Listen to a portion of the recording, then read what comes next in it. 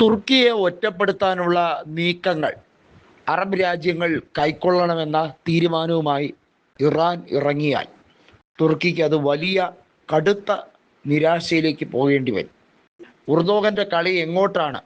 ഉർദോഗൻ സൗദിയെ വെച്ച് ഏതിനുള്ള വിലപേശലാണ്, എന്ത് തരത്തിലുള്ള ഒരു ഡിപ്ലോമസിയാണ് എന്ന് മനസ്സിലാക്കാനുള്ള സാമാന്യ ബോധമൊക്കെ ഇറാൻ്റെ പരമാധികാരിയായിട്ടുള്ള മുജ്തബ ഖമേനിക്ക് അറിയാം. തുർക്കി എടുക്കുന്ന തീരുമാനങ്ങൾ ഒന്നും തന്നെ അവർക്ക് ഭാവിയിലത്തേക്ക് ഗുണം ചെയ്യാൻ പോകുന്നില്ല എന്ന് ഒരു സൂചന മാത്രമാണ് ടെഹ്റാൻ അറിയിച്ചിരിക്കുന്നത്. ഇസ്താംബൂളിൽ സ്ഫോടനം നടത്താൻ ഞങ്ങൾക്ക് അറിയാഞ്ഞിട്ടല്ല എന്നൊരു വാചകം കൂടി കൃത്യമായി പറഞ്ഞു വയ്ക്കുകയാണ്. തുർക്കിയുടെ കളി എന്താണ്? നമുക്കറിയാം, ഇന്ത്യയും പാകിസ്ഥാനും കശ്മീർ വിഷയവുമായി ബന്ധപ്പെട്ട കാര്യത്തിൽ ആ വിഷയത്തിൽ പാകിസ്ഥാൻ എടുക്കുന്നത് തെറ്റായ നടപടിയാണ് എന്ന് ഫിനാൻഷ്യൽ ആക്ഷൻ ടാസ്ക് ഫോഴ്സിനും അതുപോലെ UN-നും മനസ്സിലായ കാര്യമാണ്.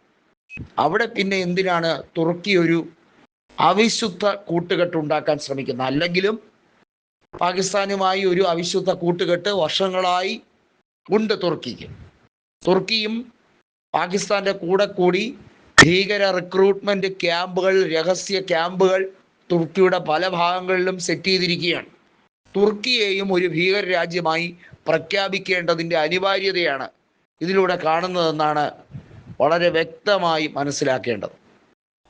ഇറാൻ തങ്ങളുടെ പ്രോക്സി ഗ്രൂപ്പുകളുമായി മുന്നോട്ട് പോകുന്നത് അവരുടെ നിലനിൽപ്പിന് വേണ്ടിയാണ്. പ്രോക്സി ഗ്രൂപ്പുകളായ ഹമാസ് ആയിരുന്നാലും ഹിസ്ബുള്ള ആയിരുന്നാലും അതുപോലെ തന്നെ കൃത്യമായും ഹൂത്തി വിമതരെ ഉൾപ്പെടെ ഈ പ്രോക്സി ഗ്രൂപ്പുകളെല്ലാം ഒരു കാരണത്തിൻ്റെ പേരിലാണ് അവർ റിവോൾട്ട് ആരംഭിച്ചത്. എന്നാൽ പാകിസ്ഥാന്റെ ഭീകര കേന്ദ്രങ്ങളെ കൊഴുപ്പിക്കാനും ആ ഭീകരവാദികൾക്ക് കൂടുതൽ പണം സംഘടിപ്പിച്ചു കൊടുക്കാൻ, ക്യാഷ് അറേഞ്ച് ചെയ്ത് കൊടുക്കാനും വേണ്ടി തുർക്കിയെ പോലെ ഒരു രാജ്യം നെറികേടിൻ്റെ ഉച്ചസ്ഥായിയിൽ നിൽക്കുകയാണ് ഉർദോഗനും സഖ്യവുമെന്ന് വ്യക്തമാണ്. തുർക്കിയെയും സൗദി അറേബ്യയെയും ഒറ്റപ്പെടുത്താൻ ഇറാൻ ഉൾപ്പെടെയുള്ള രാജ്യങ്ങൾ തയ്യാറാകുമോ? ബ്രിക്സിൽ പുതിയ മാറ്റങ്ങളാണ് വരുന്നത്. നയതന്ത്രപരമായ ചർച്ചകൾക്ക് കൂടി പ്രാധാന്യമുള്ളതാണ് ബ്രിക്സ് ചർച്ചകൾ.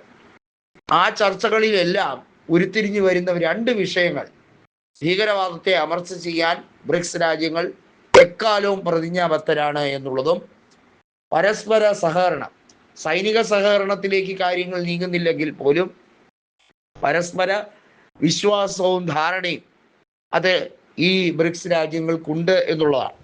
ബ്രിക്സ് കറൻസി അതിന് വഴിയൊരുക്കുന്ന വേദിയാകുമ്പോൾ സ്വാഭാവികമായും ഈ വിഷയം കൂടി ചർച്ചയാകും. തുർക്കിയുടെ വിഷയത്തിൽ നാറ്റോയ്ക്ക് എതിരഭിപ്രായമില്ല. എന്നാൽ മിഡിൽ ഈസ്റ്റിൽ തുർക്കിയുടെ നീക്കങ്ങളെ പരിപൂർണമായി തകർക്കുക എന്നുള്ളതാണ്. പാകിസ്ഥാന്റെ മെയിൻ ഫണ്ട് സോഴ്സാണ് തുർക്കി പ്രൊവൈഡ് ചെയ്യാൻ ശ്രമിക്കുന്നത്.